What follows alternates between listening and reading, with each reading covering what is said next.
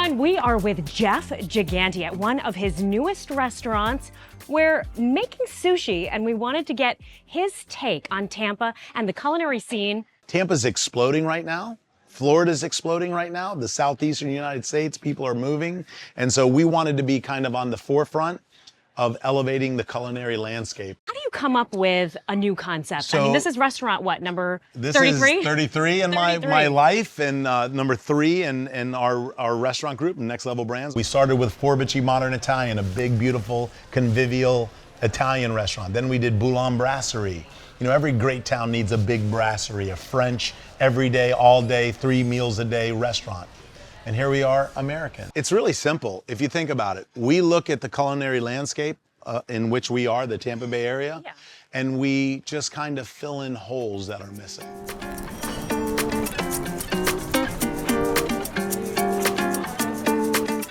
I think about some of the other, you know, how it started, how it's going, spots in our city. You think about Restaurant Row. Yeah. Restaurant Howard Row, Avenue. Howard Ave. We started back there. There was Burn Steakhouse and then that was kind of Chicho's. That's right. That's right. Howard Avenue, when we first opened, was a sketchy area right there along the train tracks, right by Chicho's. I used to have to walk our waitresses to their cars. We had the forethought enough to see that, oh my God, this is a great thoroughfare. It connects to 275. It splits these beautiful neighborhoods, Hyde Park, as well as New Suburb Beautiful. There's a lot of other businesses there. You know, the Chatterbox was there, and you know, a lot of these kind of the Hideaway. You know, so some nightlife happening. But, you know, there were a few other restaurants that were kind of coming in and out, and they weren't staying long. And so we started with one. Like, you know, if one doesn't work, then, you know, why keep going? Yeah. As we were building, people were coming. You know, they build it and they will come. That happened with Howard Avenue. At one time, we had over 100 concepts from Bayshore to 275 on Howard Avenue. 100. There was 100, not all ours. Obviously, we had 6 or 7, but everybody else filled in very nicely, and it became Restaurant Row.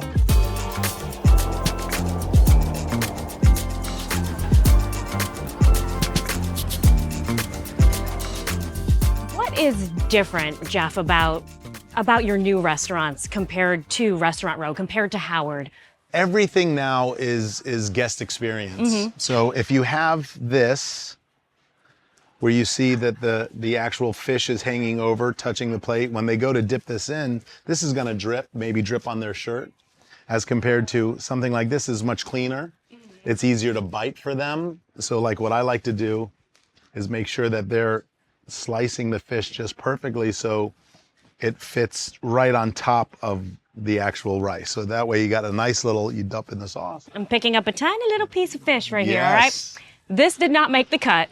No, it was too much. It was too much. It ruined the aesthetic. That's correct. That's so interesting to me because something as small as this tiny little piece of fish. That's exactly right. Isn't right for you. Why do details matter? Well, I think that you've got to be, you know, super thoughtful and meaningful in your design. What are some of the details in here that you very consciously picked and selected? You look at the ceiling and go, oh my God, this is a beautiful, intricate ceiling. Well, you don't realize, but every single panel is a sound panel. So that baffles sound because we're very big on vibe here. There's little nooks and crannies that you can tuck yourself into. And you notice here, like you see this bar seat? So this is a regular seat here. Yeah, it's low. It's not a big bar stool. The same bar right across the way, you're sitting in a high bar stool. You see a lot of different materiality here. You have marble tabletops covered on, you know, they're on top of wood. You have leather seats, you have velvet backing, you have greenery, you have a brass bar. How do you then say, I'm going to venture into this shopping restaurant space? I'm going to go on Westshore and open up this higher end experiential. There's so much activity here, and really it's the land of the chains. You got Eddie V's, you got Ocean Prime, you got Fleming's, you got Ruth Chris, Seasons 52, but there's no big, serious, independent restaurateur over here. What does that say about this area? You know, someone's thinking, okay, all right, Westshore, now we've got an independent restaurant here.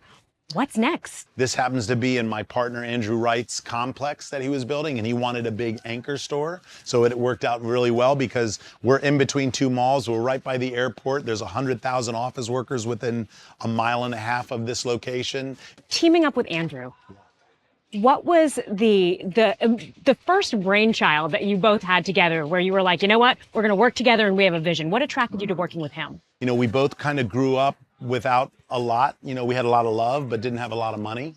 And both kind of were self-made and just thought very similarly about business and building organizations and wanting to lay roots and improve the communities that we lived in. Family's huge for you. Huge. Huge. That's your inspiration. I learned at a very young age from my mom, who was, you know, high school educated, worked 2 jobs, super successful, and basically instilled in me, you know, she's like, Jeff, if you have these 3 factors, if you have work ethic, which is you're the hardest working person in the building, first in, last to leave, and outwork everybody, your life is just going to improve level after level after level. There'll be no choice but for them to keep raising you up.